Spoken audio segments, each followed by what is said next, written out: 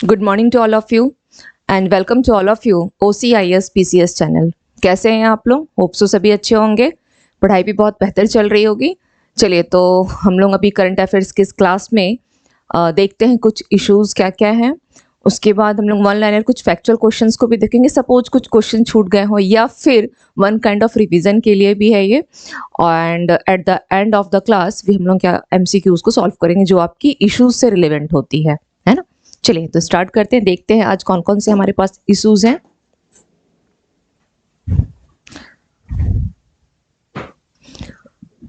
सरकार ने अटल भूजल योजना को, सरकार ने किसको? अटल भूजल भूजल योजना को क्या किया है? इसे 2027 तक बढ़ाने का फैसला किया है। सरकार ने अटल भूजल योजना, अटल भूजल योजना को कब तक?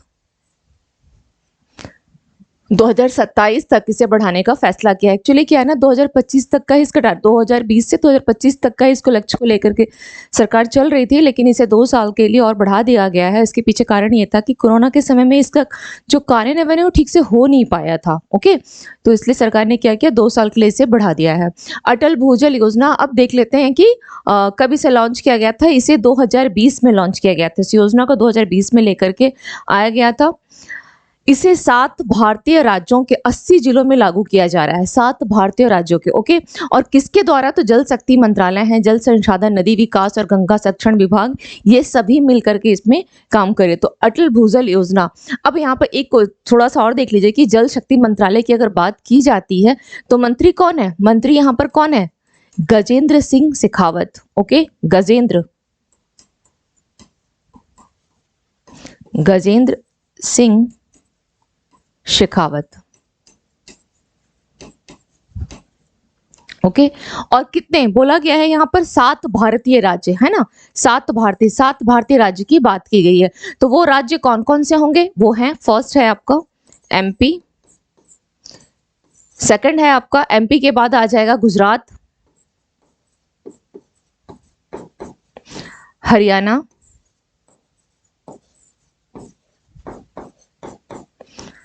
उत्तर प्रदेश, सॉरी ये थर्ड है। ओके, गुजरात के बाद हरियाणा, उत्तर प्रदेश, महाराष्ट्र। चलिए, ये महाराष्ट्र हो गई, and then Rajasthan and Karnataka, Rajasthan and Karnataka. तो ये आपके कौन कौन से 7 राज्य हो गए जहां पर अटल भूजल योजना को क्या किया गया है और आगे बढ़ाया गया है। और इन 7 राज्यों के 80 जिलों में लागू किया जा रहा है। ओके, 80 जिलों में इसको लागू किया जा रहा है। जल शक्ति मंत्री कौन है? गजेंद्र सिंह शेखावत जी हैं। ओके, अब अटल भूजल योजना को 2020 में लॉन्च किया गया था, जो कि 25 ईयर्स तक इसका प्लान था। 5 ईयर्स प्लान था, 2025 तक।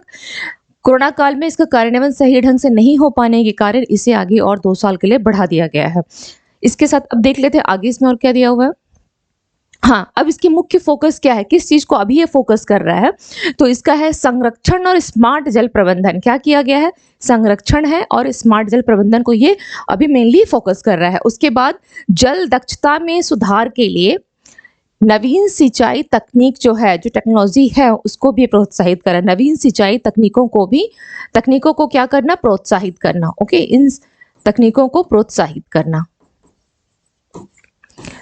तो मुख्य फोकस किस चीज पे हो गई? अटल भूजल योजना की अगर बात की जाती है तो मुख्य फोकस अभी किस चीज पे कर रहा है?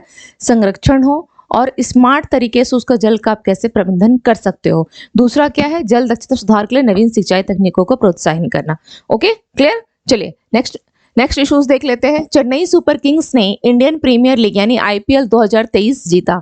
अब इसके बारे में क्या बताऊं, सभी को पता होगा, है ना, सभी को पता होगा। इनफैक्ट ये तो लाइव आप लोगों ने देखा होगा, फिर भी चलिए, अब सिलेबस में पढ़ना होता है स्पोर्ट्स, तो देख लेते हैं। चेन्नई सुपर किंग्स ने क्या किया? IPL जीता है। ओके, तो फर्स्ट सवाल तो यही हो गया कि IPL किसने जीता है। फर्स्ट सवाल यही हो गया, चेन्नई सुपर किंग्स ने। ओके, किसने जीता? IPL 2023 जीता है। हुआ कब था ये? 29 मई को। चेन्नई सुपर किंग्स ने कहां पर? अहमदाबाद, कहाँ पे ये यहाँ से एक क्वेश्चन बन सकता है आपका, तो कहाँ पे हुआ था ये? अहमदाबाद के नरेंद्र मोदी स्टेडियम में। ओके, ये भी एक क्वेश्चन यहाँ बन सकता है। जीता किसने है, कहाँ पे हुआ था, किसको हराया था? गुजरात टाइटंस को। ओके, 5 विकेट से हराकर अपना ये 5th, कौन सा है, 5th आईपीएल का खिताब इसने जीता है। ओके, 5 विकेट से हराया गुजरात टाइटंस को। अब अगर 2023 की बात की जाए तो आईपीएल की ये 16th एडिशन था। 16th, अगर 2023 की हम बात करते हैं तो आईपीएल की ये 16th एडिशन थी। देखिए, मेरी पूरी कोशिश है कि आईपीएल से जितने भी प्रकार के सवाल बने उस सबको मैंने यहाँ पे दे दिया है। एक दिन क्लास में किसी स्टूडेंट की कमेंट आई थी कि मैडम आप स्पोर्ट्स वाले सेक्शन से भी करवा दिया कीजिए, तो मैं स्टार्ट तो की हूँ, ठीक है, और जितने क्वेश्चंस यहाँ से भी बन पाएंगे मैंने सभी चीज़ों को एक जगह मेंशन कर दिया है। एंड वन मोर थिंग, एक स्टूडेंट की कमेंट ये भी थी कि सपोज जैसे मैंने अभी G7 पे क्लास और G20 पे तो ये क्लास भी मैं ले चुकी हूँ। ओके, एक कमेंट में ये भी आई थी कि जो नए संसद भवन का उद्घाटन किया गया है उसके ऊपर क्लास विथ कॉइन्स की, हाँ मतलब एक वन काइंड ऑफ स्ट्रक्चर देके मैं इसके ऊपर भी क्लास ले चुकी हूँ, पूरी डिटेल में बता चुकी हूँ। एक बार आप लोग मेरी प्रीवियस क्लास को देखेंगे तो आपको वहाँ नए संसद भवन के इनॉग्रेशन और उसके कॉइन्स वगैरह को लेकर के पूरी क्वेश्चंस की जानकारी आपको वहाँ मिल जाएगी। तो एक बार आप लोग देख लें, अगर फिर भी डाउट रहता है तो मुझे कमेंट करके जरूर बताएं। ओके, प्रीवियस क्लास में आई थिंक ये आज टुडे इज वेडनेसडे ना, लास्ट वीक में ही मैंने लिया है क्लास। ओके, चलिए, हाँ, अब चेन्नई सुपर किंग्स ने आईपीएल 2023 जीता है, तो player of the match, question क्या है, player of the match Devon Conway, and second question क्या बन सकता है, player of the series Shubman Gill. Series player of the series Shubman Gill and player of the match Devon Conway. Okay, अब इसमें थोड़ा सा चीजों को और थोड़ी और देख लेते हैं। पुरस्कार और विजेता, पर्पल कैप है ना, पर्पल कैप किसको दिया जाता है, जिसके सबसे अधिक जो विकेट बनाता है, किसका है purple cap, Mohammed Shami. Okay, 28 wicket. Orange cap किसे दिया गया है, शुभमन गिल को, सबसे अधिक रन बनाने वाले, ऑरेंज सबसे अधिक रन बनाने वाले को क्या दिया गया है, ऑरेंज कप। अभी आप लोगों को एक दिन मैंने बताया था क्लास में अर्जुन पुरस्कार को लेकर, द्रोणाचार्य पुरस्कार को लेकर के, ठीक है, थोड़ी सी डिटेल बताई थी कि किस मतलब क्यों दिया जाता है द्रोणाचार्य और क्यों अर्जुन दिया जाता है, उसके पीछे क्या क्राइटेरिया होना चाहिए। और आपका यूपीएससी जो अभी संडे को पेपर हुई है उसमें ये दोनों जो क्वेश्चंस हैं एक मैच में दिया हुआ है, match A and match B के साथ। जो लोग पेपर भी दिए होंगे वो लोग इस क्वेश्चन को जरूर देखे होंगे, ठीक है। तो यहाँ पर भी इस चीज़ को मैंने इसलिए बता रही हूँ कि आप लोग, ठीक है, सभी मैच तो खैर सभी देखते हैं, लेकिन उसके बावजूद हो सकता है अगर किसी नए स्टूडेंट को नहीं पता हो तो वो जान लें कि पर्पल कैप दिया जाता है सबसे अधिक विकेट के लिए एंड ऑरेंज कप दिया जाता है सबसे अधिक रन बनाने वाले खिलाड़ी को, तो मोहम्मद शमी एंड शुभमन गिल। ओके, चलिए, emerging player of the season Yashasvi Jaiswal, emerging player of the season, इसमें से क्वेश्चन कहीं से भी पूछ सकता है। ओके, और ये मोहम्मद शमी और शुभमन गिल किसके था, गुजरात टाइटंस से खेल रहे थे, ठीक है, गुजरात टाइटंस से। चलिए नेक्स्ट देख लेते हैं, नेक्स्ट देखते हैं इसमें catch of the season Rashid Khan, और ये कहाँ से है, राशिद खान कहाँ से है, अफगानिस्तान। राशिद खान कहाँ से है,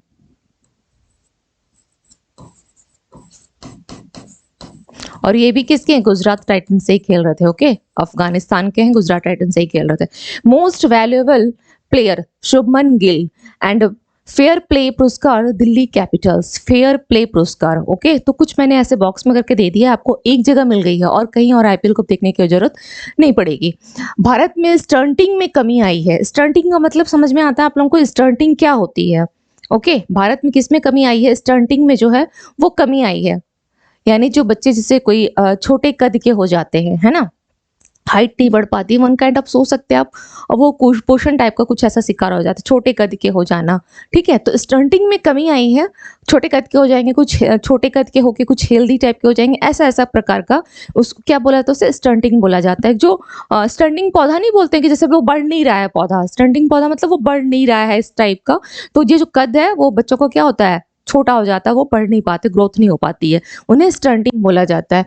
तो उसमें तो कमी आई है, मतलब उसमें अगर हम पिछले 10 साल का अगर देखते हैं तो 2012 में कुछ और था, 2022 में कुछ और हुआ। ओके, तो इसमें कमी आई है, लेकिन इसके बावजूद किसमें कमी जो नहीं आई है और बढ़ता हुआ देखा गया है तो वह है आपकी वेस्टिंग मोटापा, वेस्टिंग मोटापा। ओके, मतलब वैसा मोटापा जिसका एक होता है ना कि एक्स्ट्रा फैट जो बॉडी में बच्चे कुछ बच्चों को आप देखते भी होंगे कि ज़रूरत से ज़्यादा उनका मतलब बॉडी हेवी होता है, तो जो फैट है उसमें कमी नहीं आई है। ये वेस्टिंग मोटापा जिसको आप बोलते हैं, ये एक चिंता का विषय बना हुआ है। जिस रेशियो से स्टंटिंग में कमी आई है, होता है ना सुधार हुआ है, तो इसमें मोटापे में कोई सुधार नहीं हुआ है। तो कमी किस में आई है? स्टंटिंग में आई है। ओके, देख लेते हैं स्टंटिंग में आई है।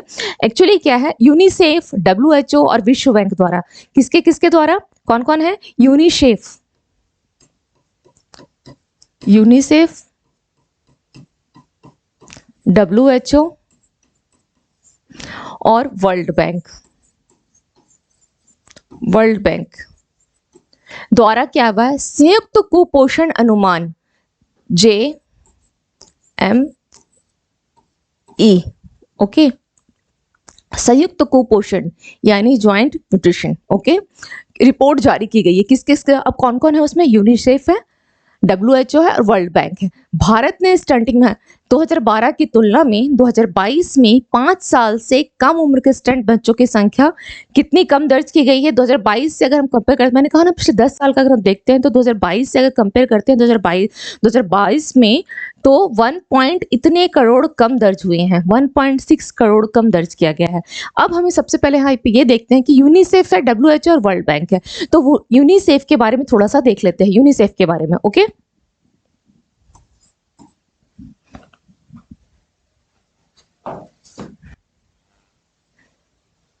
चलिए, यूनिसेफ,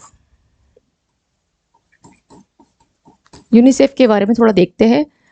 इसका गठन कब किया गया था? या सबसे पहले तो आप तो यही लिख लें, यूनाइटेड नेशंस, फुल फॉर्म इसका लिखें, यूनाइटेड नेशंस। यूएन का तो चलिए सबको समझ में आता है, United Nations. International, okay, international children's emergency, okay, मैं यहां लिख देती हूँ, international children's emergency, emergency fund, okay, जिसे नॉर्मली ये भी बोला जाता है कि United Nations children's fund. Okay, simply आप ऐसा भी बोल सकते हैं, बट अगर इसका जो रियल इसकी फुल फॉर्म होती है वो होती है United Nation international children's emergency fund. Okay, चलिए, अब इसकी स्थापना की बात की जाए, इसकी स्थापना कब हुई थी? इसकी स्थापना हुई थी 11 दिसंबर, जस्ट अ मिनट, ओके, इसकी स्थापना कब हुई थी? 11 दिसंबर 1946, ओके, 1946 में। और इसके अध्यक्ष कौन थे? इसके अध्यक्ष कौन रहे हैं? Catherine Russell, Catherine Russell, Catherine Russell इसके अध्यक्ष थे। ओके, ये बात हो गई कैथरीन रसेल। नेक्स्ट हम लोग देख लेते हैं WHO को, WHO देख लेते हैं, वर्ल्ड हेल्थ ऑर्गेनाइजेशन। अब इसकी तो फुल फॉर्म लिखने की आवश्यकता है नहीं, WHO को। तो WHO एस्टैब्लिश्ड कब हुआ है? 7 अप्रैल 1948,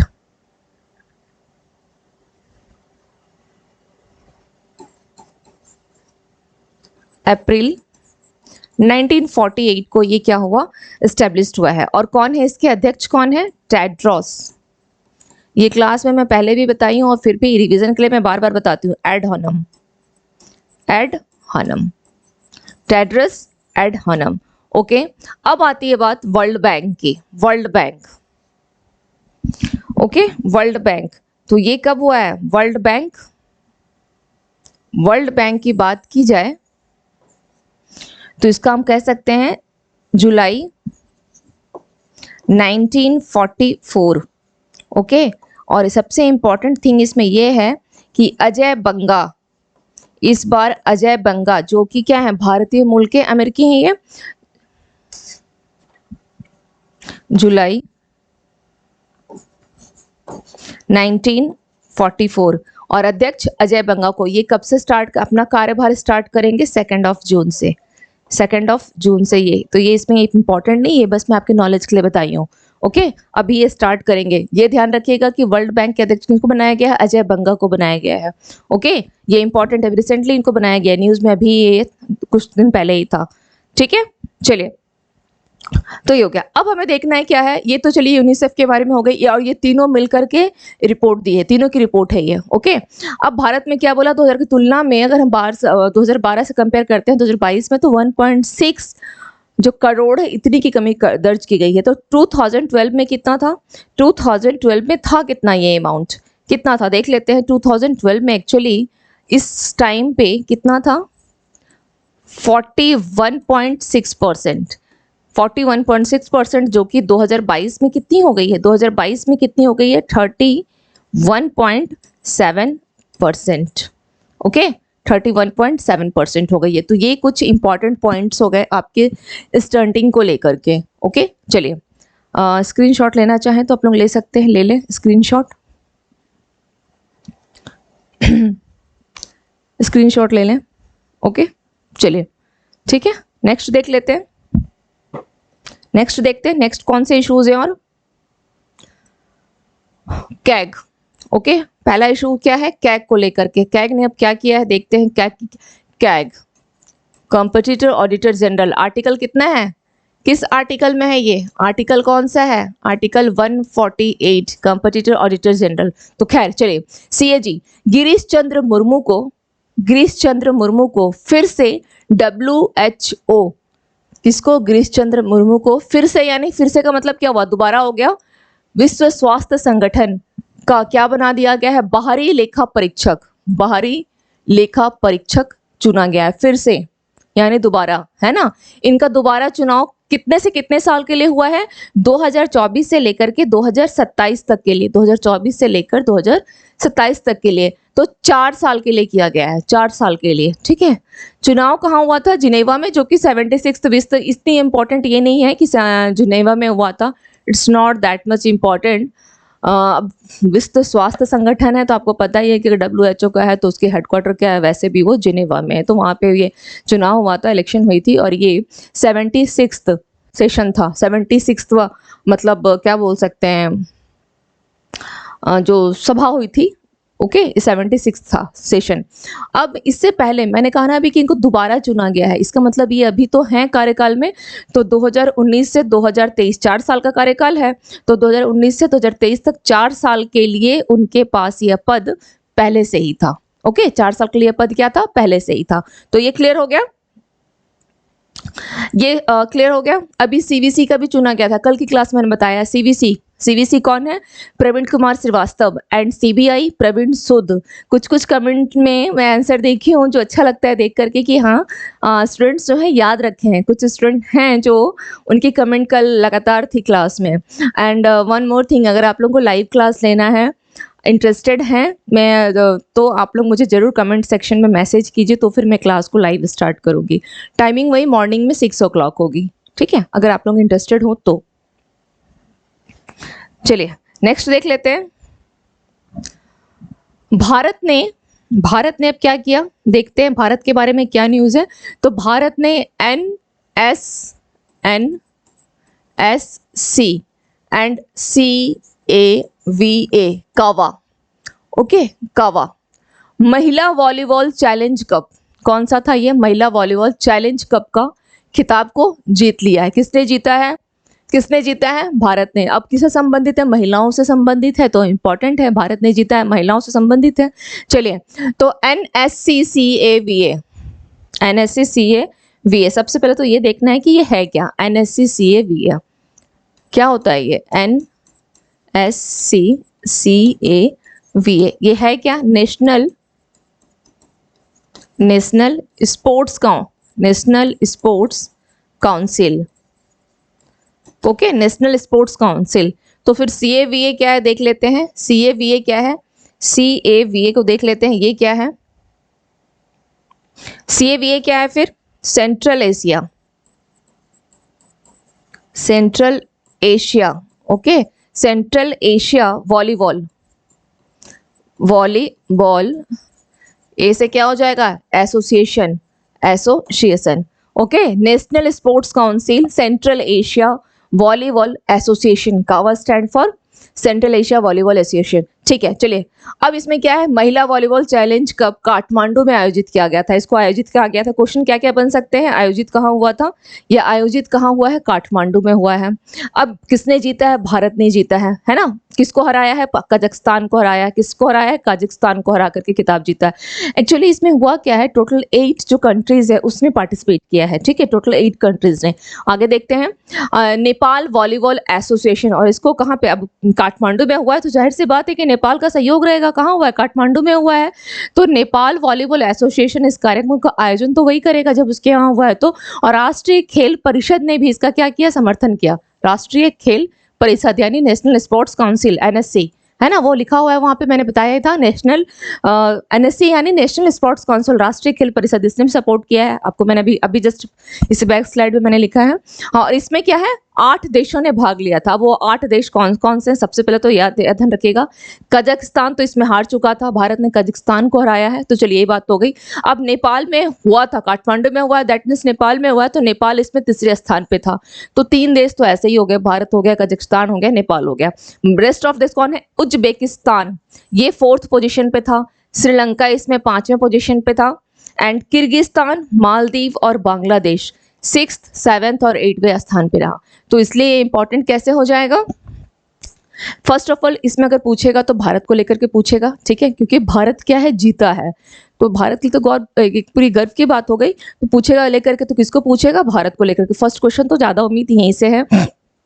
दूसरी चीज, कितने देशों ने पार्टिसिपेट किया था, तो टोटल 8 कंट्रीज था। हाँ, ये पूछ सकता है इस 8 कंट्रीज में कि निम्नलिखित में से कौन कौन से थे या कौन कौन से नहीं थे। ठीक है, तो आपको क्या करना, 8 का नाम या ध्यान रख लीजिएगा। अब थे नहीं थे कुछ भी पूछे आप कर ले जाएंगे। इस तरीके में एक क्वेश्चन आ सकता है। दूसरा क्या है, इसको किसने हराया था, कजाकिस्तान को इसने हराया है, और नेपाल खुद जहां पे हुआ है वो 3rd पोजीशन पे था। ठीक है, चलिए तो ये हो गई। नेक्स्ट देखते हैं, सरकार ने अप तटीय पवन परियोजनाओं को, ओके, किसको, अप तटीय, अप तट पे जो भी पवन आपकी परियोजनाएं हैं उसको लेकर के सरकार क्या बोल रही है। देखते हैं क्या की है, उसके लिए ISTS शुल्क माफ करने की घोषणा की है सरकार ने। किसके लिए, अप तटीय पवन परियोजनाओं के लिए। अप तटीय पवन परियोजनाओं, इसके लिए क्या माफ कर रही है, ISTS, ओके, शुल्क माफ कर रही है। ये पता ISTS होता क्या है, ISTS सबसे पहले बता दूं कि ISTS है क्या। ठीक है, सरकार ने क्या किया, पवन परियोजनाओं के लिए अंतरराज्यीय पारेषण शुल्क, यानी और समझना है इसे, अगर और समझना चाहते हैं तो इसके फुल फॉर्म को ध्यान रखिएगा। अंतरराज्यीय क्या हो जाएगा, inter state, okay, inter state transmission,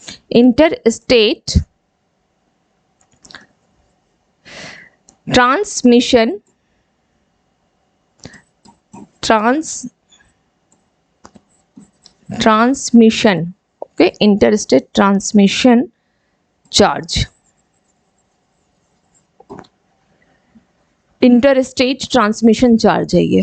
okay, तो ये F है, TS है, तो क्या हो जाएगा, टैरिफ। शुल्क क्या होता है, टैरिफ, तो टैरिफ को उसने माफ करने की घोषणा की है। चलिए, तो सरकार ने छूट को क्यों किया ऐसा, देखिए, इस छूट को ग्रीन हाइड्रोजन और ग्रीन अमोनिया तक बढ़ा दिया है। सरकार ने कहाँ तक छूट दिया है इसको, ग्रीन हाइड्रोजन और ग्रीन अमोनिया तक इसको बढ़ा दिया। इंटर स्टेट जो अपतटीय पवन परियोजनाओं पे एक्चुअली क्या है, सरकार प्रमोट कर रही है ना, जीरो नेट जो कार्बन उत्सर्जन होना चाहिए, इनका नेट जीरो वाला लक्ष्य 2047 तक है, 2047 तक है कि नेट जीरो कार्बन उत्सर्जन होना चाहिए। और इसी को देखते हुए क्या कर रही है, ग्रीन हाइड्रोजन को बढ़ावा दे रही है। अभी नितिन गडकरी जी का भी आपने देखा ही था कि उन्होंने भी संबोधन किया था कि वो भी क्या चाहता है कि जो हाइड्रोजन है उसको, ग्रीन हाइड्रोजन को बढ़ावा दिया जाए, है ना। तो ये इसी पे काम करती, इसलिए सरकार ने क्या किया कि चलो यहाँ से शुल्क जो है, जो इंटरस्टेट पे हो रहा है, अंतरराज्य में जो हो रहा है, वहां से टैरिफ को हटा दो। ओके, चलिए, तो किसको, हाँ, यहाँ पे इंपॉर्टेंट ये है कि किसको बढ़ा दिया गया है, green hydrogen and green ammonia को तक के लिए बढ़ा दिया गया है। चलिए, नेक्स्ट इश्यूज देखते हैं क्या है। ऋतिक रोशन, अब ये सब तो खुद ब खुद याद ही रहता है आप लोगों को, फिर भी बता देती हूँ। चलिए, ऋतिक रोशन ने क्या किया है, ऋतिक रोशन को क्या हुआ है, उसने किया कुछ नहीं है, ऋतिक रोशन को क्या मिला है, अवार्ड मिला है। कौन सा अवार्ड दिया गया है ऋतिक रोशन को, तो ऋतिक रोशन को भारतीय फिल्म एकेडमी पुरस्कार यानी आईफा है ना, आईफा दिया, आईफा अवार्ड 2023 दिया गया। किसके लिए दिया गया है, किस मूवी के लिए, विक्रम वेधन के लिए सर्वश्रेष्ठ अभिनेता का पुरस्कार दिया गया है। ओके, सर्वश्रेष्ठ अभिनेता का आईफा 2003 कहाँ आयोजित किया गया था, ये आयोजित कहाँ हुआ है, अबू धाबी में। अबू धाबी में कब, 27-28 मई को आयोजित किया गया था।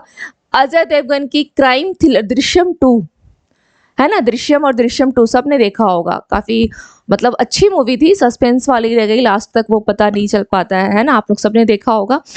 तो कोर्स थोड़ा कभी हो सकता है कि कोर्स थोड़ा डिले हो जाए, सिलेबस पढ़ने का थोड़ा डिले हो जाए, बट मूवी वगैरह नहीं छूटती, जो कि अच्छी चीज़ है। ऐसा नहीं कि मूवी देखना बहुत अच्छी चीज़ है, इससे भी जो है ना कहीं वो पढ़ाई में काम आ जाता है। जैसे अभी ये काम आ गया, देखा होगा तभी तो याद रहेगा। अच्छा, हमने जो दृश्यम 2 देखा था उसे क्या मिला है, बेस्ट फिल्म का पुरस्कार जीता है। ठीक है, अजय देवगन को क्या मिला है, अजय देवगन को मिला है क्राइम थ्रिलर दृश्यम 2 के लिए श्रेष्ठ संपादन और सर्वश्रेष्ठ फिल्म का पुरस्कार जीता है। ओके, अब थोड़ा सा और देख लेते हैं आईफा से रिलेटेड क्या क्या क्वेश्चन है। इस अवार्ड को अभिषेक बच्चन और विकी कौशल ने होस्ट किया। ओके, यहाँ विभिन्न श्रेणियों में विजेताओं की कुछ सूची दी गई है, लिस्ट देख लेते हैं कि कैसे कैसे दिया गया है। तो ये है आपके सामने, ये तो बिल्कुल ध्यान रखिएगा, ये वाली हेडिंग तो बिल्कुल ध्यान रखिएगा कि ऋतिक रोशन को जो है इसमें क्या दिया गया है, सर्वश्रेष्ठ जो बोल सकते हैं हम अभिनेता का किसको दिया गया है, ऋतिक रोशन को, ये ध्यान रखिएगा। ऋतिक रोशन, ठीक है, ये ध्यान रखिएगा इनको। विक्रम वेधन के लिए सर्वश्रेष्ठ अभिनेता का पुरस्कार दिया गया है। अब यहाँ पे देख लेते हैं बेस्ट फिल्म किसको, दृश्यम 2 को, है ना। बेस्ट कैटेगरी अवार्ड्स वगैरह दिया हुआ है, यहाँ पे एक पूरी लिस्ट दी हुई है, इसके आगे भी आपको मिलेगी। अभी आईफा अवार्ड्स विजेता लिस्ट 2023 का है। आयोजन कहाँ हुआ था, इसका आयोजन, ये ध्यान रखिएगा, अबू धाबी, ठीक है, इस सब थोड़ा सा ध्यान रखिएगा क्योंकि जो पूछेगा तो ज़्यादा चांसेस अबू धाबी है, दृश्यम 2 है एंड ये ऋतिक रोशन। बाकी थोड़ा आप देख लीजिए इसे। Okay, best actress Alia Bhatt Gangubai के लिए, बेस्ट एक्टर ऋतिक रोशन विक्रम वेधा के लिए, बेस्ट एक्ट्रेस भी पूछता है, एक्टर और एक्ट्रेस दोनों पूछ लेता है ना। तो आलिया भट्ट को दिया गया है गंगूबाई के लिए।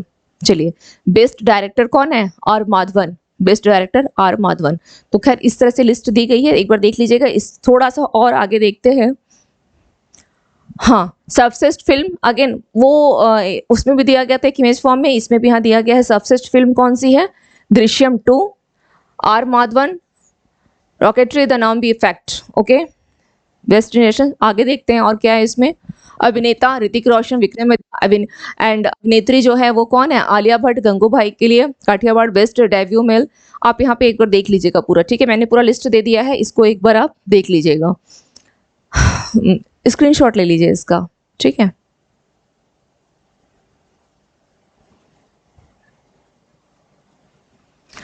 हाँ, अब नेक्स्ट इश्यूज देखते हैं क्या है, नेक्स्ट इश्यूज देख लेते हैं क्या है। नेक्स्ट इश्यूज क्या है, संयुक्त राष्ट्र यानी यूएन, संयुक्त राष्ट्र यानी यूएन ने क्या किया है, शांति सैनिकों का अंतर्राष्ट्रीय दिवस 29 मई को मनाया है। शांति सैनिकों का इंटरनेशनल डे कब मना रहा है, 29 मई को मना रहा है। आखिर 29 मई को क्या हुई थी जो मना रहा है, यह शांति स्थापना के लिए वर्दीधारी, किसके लिए है ये, वर्दीधारी और नागरिक यानी जो सिटीजन्स हैं उनके लिए भी है, दोनों लोगों के योगदान का सम्मान करने के लिए मनाया जाता है। ओके, इंटरनेशनल यूनाइटेड क्या है, इस पीस कीपर्स किसके लिए कब मनाया जा रहा है, 29 मई को, ध्यान रखिएगा 29 मई को। और शांति स्थापना के लिए वर्दीधारी और नागरिक दोनों को शामिल किया गया है, ठीक है, दोनों को शामिल किया जाता है। अब इस साल क्या हुआ है, यूएन शांति स्थापना के 75 ईयर्स जो है पूरे हो गए हैं, और संयुक्त राष्ट्र शांति सैनिक 2023 की जो थीम है, जो विषय है, विषय को थोड़ा ध्यान रखिएगा कि विषय क्या है। तो विषय peace begins with me. Okay, peace begins with me. चलिए नेक्स्ट देख लेते हैं, नेक्स्ट क्या है। उड़ीसा सरकार ने मो घर आवास योजना शुरू करने की घोषणा की है। उड़ीसा की सरकार ने, उड़ीसा के सीएम कौन है, नवीन पटनायक, देख ही रहे हैं ना, लगातार बने हुए हैं। कौन है, नवीन पटनायक। कौन है, नवीन पटनायक। एक चीज, हाँ, नवीन पटनायक एक्चुअली क्या है ना, ये जो मो घर आवास है, मो घर, वहां पे ना एक, जैसे उड़ीसा में क्या उड़िया बोली जाती है, ओके। तो मो घर मतलब वो हमारा घर, जैसे हम लोग बोलते हैं ना कि हमारा घर या तुम्हारा घर कहाँ पे है, तो तुम्हारे घर को बोलते हैं तुमोरा घर, मेरा घर तो मोरा घर। तो इस नाम से मतलब वहाँ की एक जो लैंग्वेज में, उड़िया लैंग्वेज में है मोरा घर, तो उसी मोरा घर को क्या बोला गया है, मो घर। ठीक है, एटा मो घर, ये मेरा घर है, इटा मो घर, ये मेरा घर है। तो यही मो घर को जो बोला जा रहा है, तो क्या है, ये नवीन पटनायक जो वहाँ के सीएम है, इन्होंने एक आवास योजना शुरू किया। अब इससे समझ में आ रहा होगा कि आवास योजना अगर गवर्नमेंट जब भी चलाती है तो किन लोगों के लिए, जिनके पास आवास नहीं है ना। जैसे आपने सुना ही है इंदिरा गांधी आवास योजना चल रही थी, है ना। तो इस तरह से मो घर आवास योजना पार्टिकुलर किसने चलाया, उड़ीसा गवर्नमेंट ने चलाया है। जिनके पास आवास नहीं है या जिनके आवास के जैसे कुछ पैसे दिए गए हैं या नहीं बन पाए हैं, तो उन लोगों के लिए यानी आवासहीन व्यक्ति के लिए आवास बना करके देना इस गवर्नमेंट की एक मुख्य जो जिसकी वजह से ये योजना लाई गई है। तो क्या है ये, मो घर आवास योजना, आवासहीन व्यक्तियों के लिए जिनके पास आवास नहीं है। मो घर आवासहीन के लिए, मो घर आवासहीन व्यक्तियों के लिए, आवासहीन व्यक्तियों के लिए, बस इतना ध्यान रखिएगा। ओके, या ये योजना कहाँ की है, तो सरकार क्या करेगी, यहाँ पर उनको आवास दिलवाएगी, पैसे फंड करवाएगी। चलिए, कॉन्स फिल्म फेस्टिवल का 76 और कहाँ हुआ है, एडिशन कहाँ हुआ है। अब कांस की बात हो तो जाहिर है फ्रांस में होगा, इसमें और कुछ नहीं है। चलिए बस इतना ध्यान रखिएगा कि कौन सा एडिशन था, तो 76 था, 76 था। अब नेक्स्ट देख लेते हैं आज के, अब और क्या क्या है। 57th ज्ञानपीठ पुरस्कार, 57th ज्ञानपीठ पुरस्कार दिया गया है दामोदर मोजो को। ओके, 57th ज्ञानपीठ पुरस्कार दिया गया है, तो किस लिए दिया गया है इनको, कोंकणी भाषा के लिए, कोंकणी भाषा, कोंकणी भाषा के लिए दिया गया है। और ये कहाँ के हैं, गोवा के हैं। एक चीज और ध्यान रखिएगा कि गोवा के ये दूसरे व्यक्ति हैं जिनको ज्ञानपीठ पुरस्कार दिया गया है, गोवा के दूसरे व्यक्ति जिनको क्या किया गया है, ज्ञानपीठ पुरस्कार दिया गया है। किस भाषा के लिए, तो कोंकणी भाषा के लिए दिया गया है। ठीक है, और इन्होंने क्या लिखा है, कर में लीन, कर में लीन, कर में लीन। ओके, कर में लीन के लिए साहित्य, और कब इनको पहली बार इससे साहित्य का 1983 में दिया गया था, तो वो इंपॉर्टेंट नहीं है, बस इतना ध्यान रखिएगा। कोंकणी भाषा, गोवा के दूसरे व्यक्ति जिनको 57th, कौन सा है ये, क्रम पूछ लेता है बहुत बार, कौन सा क्रम पूछता है, तो 57th ज्ञानपीठ पुरस्कार दिया गया है। नेक्स्ट है सुदर्शन शक्ति 2023। सुदर्शन शक्ति 2023 अभ्यास का आयोजन किसने किया है, भारतीय सेना ने। और ये जो सुदर्शन शक्ति है कहाँ पे हो रही है, तो राजस्थान और पंजाब की जो सीमा है, राजस्थान प्लस पंजाब है ना, जो पश्चिमी एरिया वाला जो वेस्टर्न बॉर्डर है, यानी पश्चिमी सीमा। ओके, यहाँ पर की जा रही है। किस देश ने भारत के सतलज जल विद्युत निगम लिमिटेड को देश में दूसरी जल विद्युत परियोजना विकसित करने की अनुमति प्रदान की है, नेपाल। सतलज की बात आ रही है तो नेपाल ही होगा। जय संबद्ध वन्य जीव अभ्यारण्य में जंगल सफारी का शुभारंभ किया, किसने किया है, राजस्थान के मुख्यमंत्री ने किया है। ठीक है, कहां पर, जय संबद्ध वन्य जीव अभ्यारण्य, जय संबद्ध वन्य जीव अभ्यारण्य, ये है कहां पर, ये है राजस्थान के उदयपुर में। कहां पर है, राजस्थान के उदयपुर में। इसी के साथ एक और नाम याद रखिएगा, इसी के साथ एक और नाम ध्यान रखिएगा। ठीक है, पर्यावरण मंत्रालय ने क्या किया था, पर्यावरण मंत्रालय, ओके, पर्यावरण मंत्रालय का था ये ताल छापर अभ्यारण्य। ओके, ताल छापर अभ्यारण्य कहाँ था ये, ताल छापर, राजस्थान के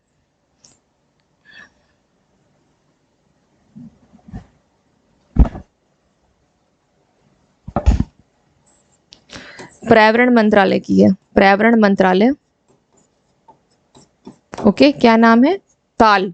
और कहाँ स्टार्ट किया गया है इसको, ये कहाँ की है, राजस्थान की कौन से डिस्ट्रिक्ट में है, राजस्थान के कौन से डिस्ट्रिक्ट में है, चूरू जिले में है, चूरू। ओके, 1962 में इसको 1962 में इसको आरक्षित क्षेत्र घोषित किया गया था। आरक्षित क्षेत्र, आरक्षित क्षेत्र, आरक्षित, सॉरी, आरक्षित, आरक्षित क्षेत्र। और इसको अभी क्या बोला गया है? Eco sensitive zone. किसमें आ रहा है ये? इको सेंसिटिव जोन में। इस एक जगह मैं पहले भी करवाई हूं, eco sensitive zone, zone, okay, eco sensitive zone, थोड़ा ध्यान से देखिएगा, eco sensitive zone, okay, eco sensitive zone में आ रहा है ये। अब यहाँ पे एक चीज और ध्यान दीजिए। चलिए ये तो हो गई। टोटल जो नेशनल पार्क हैं वर्तमान में, टोटल नेशनल पार्क कितने हैं? नेशनल पार्क वर्तमान में कितने हैं? कितने नेशनल पार्क हैं? 100, कितने हैं? 104 और 106 कितने हैं? 106 हो गए। और वाइल्ड कितने आपके ये बायोडाइवर्सिटी है? 18 बायोडाइवर्सिटी रिजर्व हैं। बायोडाइवर्सिटी रिजर्व कितने हैं? 18 हैं। ओके, ये चीज जो है मैं आपको हमेशा क्लास में जो है कंटिन्यूसली मैंने बताया है। नेशनल पार्क कितने हैं? 104 national park, 104 national park, 104 national park.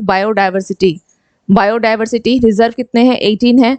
तो ये मैं कंटिन्यूसली क्लास में आप लोग बताती हूँ, है ना। वाइल्ड लाइफ सेंचुरी की बात की जाए, अगर वाइल्ड लाइफ जैसे सपोज वन्य जीव अभ्यारण्य नहीं है, तो वाइल्ड लाइफ अगर सेंचुरी की बात की जाए तो कितना है? 528, अराउंड 528 है, ठीक है। तो ये हो गया आपकी इससे रिलेवेंट। चलिए आगे देख लेते हैं और क्या है। HEIS में छात्रों की रोजगार क्षमता को बढ़ावा देने के लिए इंफोसिस एंड नास्कॉम के साथ समझौता किया है। किसने किया है? उड़ीसा गवर्नमेंट ने किया है, ठीक है, उड़ीसा की गवर्नमेंट ने किया है। HEIS क्या है? Higher education institute, okay. Next है PCIM एंड HE ऑफिस और ऑनलाइन पोर्टल का शुभारंभ किसने किया है? केंद्रीय आयुष मंत्री श्री सर्बानंद सोनोवाल जी ने, ओके। IDBI बैंक बोर्ड के प्रबंध निदेशक कौन है? जय कुमार एस पिल्लई को। हमर सुघर लायक अभियान का शुभारंभ छत्तीसगढ़ के मुख्यमंत्री कौन है? भूपेश बघेल ने किया है। नेक्स्ट देख लेते हैं। HIV की रोकथाम में प्रयोग की जाने वाली लॉन्ग एक्टिंग कैबोट्रिविग्रावर दवा की जेनेटिक संस्करण का निर्माण दक्षिण अफ्रीका में हुआ है। नॉर्थ इंडिया गवर्नमेंट फेयर आयोजित यूपी राज्य नोएडा शहर में हमार सुघर लाइका अभियान शुरू किया गया है। रिपीट हो गई है, छत्तीसगढ़ में, ओके। कहाँ है? छत्तीसगढ़ में। अब हम लोग आते हैं आज के MCQs को देख लेते हैं। कौन कौन से MCQs है हमारे पास। भारतीय फिल्म अकादमी पुरस्कार 2023 में सर्वश्रेष्ठ अभिनेता का पुरस्कार किसने जीता है? सर्वश्रेष्ठ अभिनेता अजय देवगन, ऋतिक रोशन, R माधवन, रणबीर कपूर। तो ऋतिक रोशन ने जीता है ना, ऋतिक रोशन ने जीता है। चलिए नेक्स्ट क्वेश्चन देख लेते हैं। अंतरराष्ट्रीय संयुक्त राष्ट्र शांति सैनिक 2023 जो थी उसकी थीम पूछा है, तो people's peace progress the power of partnership the road to a lasting peace leveraging the power of youth for peace and security, women in peacekeeping, a key to peace, peace begins with me. Which one is the right answer? D, peace begins with me. Okay, theme ये थी। Next question देख लेते हैं। निम्नलिखित में से किसने 13वीं hockey India सब जूनियर पुरुष राष्ट्रीय चैंपियनशिप 2023 जीता है? उड़ीसा, उत्तर प्रदेश, राजस्थान, हरियाणा। तो किसने जीता है ये? उत्तर प्रदेश ने। नेक्स्ट क्वेश्चन देख लेते हैं। किस राज्य सरकार ने मोघर आवास योजना शुरू करने की घोषणा की है? मणिपुर, असम, बिहार, उड़ीसा। तो किसने किया है? उड़ीसा ने। किसने किया है? उड़ीसा ने, ओके। उड़ीसा गवर्नमेंट शुरू कर रही है मोघर आवास योजना। नेक्स्ट क्वेश्चन देखते हैं। मई 2023 में CAG गिरीश चंद्र मुर्मू को फिर से डैश की अवधि के लिए विश्व स्वास्थ्य संगठन का बाहरी लेखा परीक्षक चुना गया है। गिरीश चंद्र मुर्मू को चुना गया है कितने साल के लिए? 4 साल के लिए, यानी 2024 से लेकर के 2027 तक का उनका कार्यकाल होगा। और ये दोबारा कार्यकाल है, अभी तो चल रहा है उनका, 2019 से लेकर के 23 तक वो हैं, ठीक है। नेक्स्ट क्वेश्चन देख लेते हैं। भारत ने हाल में ही फाइनल में किसको हराकर NSC CAVA मतलब NSC national sports council, Central Asia volleyball association महिला वॉलीबॉल चैलेंज कप खिताब जीता है? किसको हराया है? सीधा सा आंसर क्या होगा? भारत ने जीता है और कजाकिस्तान को हराया है। नेक्स्ट क्वेश्चन देखते हैं। सरकार ने डैश के लिए अंतरराज्यीय पारेषण शुल्क ISTS को माफ करने की घोषणा की है। अब तटीय सौर परियोजनाओं के लिए, इलेक्ट्रिक चार्जिंग स्टेशन के लिए, अब तटीय पवन परियोजनाओं के लिए, और इनमें से कोई नहीं। तो किसके लिए है ये? अपतटीय पवन परियोजनाओं के लिए। देख रहे हैं ना क्वेश्चन कैसे बन रहे हैं इश्यूज से। पूर्वोत्तर की पहली वंदे भारत एक्सप्रेस को प्रधानमंत्री नरेंद्र मोदी ने हरी झंडी दिखा दी है, पूर्वोत्तर की है, और यह कहां से कहां तक किस स्थान को जोड़ेगा, तो यह नई जलपाईगुड़ी को कहां से जोड़ेगा, नई जलपाईगुड़ी को ये कोहिमा, गुवाहाटी से दिसपुर, गुवाहाटी से न्यू जलपाईगुड़ी एंड कोहिमा से शिलोंग, तो ये गुवाहाटी से न्यू जलपाईगुड़ी को वंदे भारत जो है वो जोड़ेगी। अभी फिलहाल यहाँ देहरादून में भी स्टार्ट की गई है वंदे भारत, जो कि दिल्ली देहरादून को जोड़ेगा, और इससे क्या हो जाएगी, इससे दूरी जो है दिल्ली देहरादून वाली 2.5 घंटे की हो जाएगी, और ये जो पूर्वोत्तर का देख रहे हैं ये करीब 5.5 घंटे की हो जाएगी। अटल भूजल योजना के संबंध में कौन सा कथन सही है? सरकार ने अटल भूजल योजना को 2029 तक बढ़ाने का फैसला किया है। इसमें से आपको बताना है कि कौन सा स्टेटमेंट क्या है सही है, तो ये स्टेटमेंट रॉन्ग है। ओके, इसे 2020 में लॉन्च किया गया था, ये स्टेटमेंट बिल्कुल सही है। यह योजना जल दक्षता में सुधार के लिए नवीन सिंचाई तकनीकों को प्रोत्साहित करती है, तो ये स्टेटमेंट भी बिल्कुल सही है। और ये गलत है। गलत क्यों है? क्योंकि इसको 2029 नहीं करके 2027 तक के लिए इसको बढ़ाया है, 2 साल के लिए इसको इसने एक्सटेंड किया है। ओके, तो इसका राइट आंसर क्या हो जाएगा? 2 and 3, that means B is the right answer. Next question देख लेते हैं, and this one is the last question. Cannes film जो समारोह के 76 संस्करण में निम्नलिखित में से किसने कांस फिल्म समारोह में दिया जाने वाला सर्वोच्च पुरस्कार पाल्मे डी ओर जीता है? तो कौन कौन सा है? The zone of interest, anatomy of A fall, perfect days, about dry grasses. तो क्या होगा इसका राइट आंसर? क्या हो जाएगा इसका राइट आंसर? क्या होगा? Anatomy of A fall. Okay, ये राइट आंसर हो जाएगा। चलिए, तो ये हो गई आज की हमारी क्लास के एमसीक्यूज के साथ हम लोगों ने फिनिश किया। अगर मैं लास्ट में फिर से बोल रही हूँ कि अगर आप लोगों को लाइव होना है तो आप लोग मुझे कमेंट सेक्शन जरूर बताइएगा। अगर स्टूडेंट्स की संख्या अधिक होगी तो डेफिनेटली मैं इस मॉर्निंग वाली क्लास को लाइव स्टार्ट कर दूंगी। ओके, और किसी प्रकार के कोई डाउट है, किसी सेशन को लेकर के कमेंट्स आते रहते हैं तो अच्छा लगता है। तो बहुत बहुत धन्यवाद उन स्टूडेंट्स को जो कि क्लास को बहुत सीरियसली होकर के देख रहे हैं, क्योंकि वो सीरियसली देख रहे हैं तभी उनको डाउट समझ में आ रहा है, या कोई आंसर दे पा रहे हैं, या अपने नीड को वो बोल पा रहे हैं कि कुछ ऐसा होना चाहिए। तो इस तरह से अगर आपको कहीं भी कुछ भी लगता है कि और किसी भी प्रकार को क्लास को थोड़ा चेंज किया जा सकता है, क्योंकि ये क्लास आपकी है, आप इसमें अपना एक वैल्यूएबल टाइम देते हैं, है ना। तो इस क्लास को आप जिस तरीके से चलाना चाहें मुझे बिल्कुल कमेंट सेक्शन में कमेंट करके जरूर बताइएगा। ओके, एंड इस चैनल को लाइक करें, शेयर करें, सब्सक्राइब करें। तो मिलते हैं फिर नेक्स्ट करंट अफेयर्स की क्लास में। Thank you to all of you and have a nice day.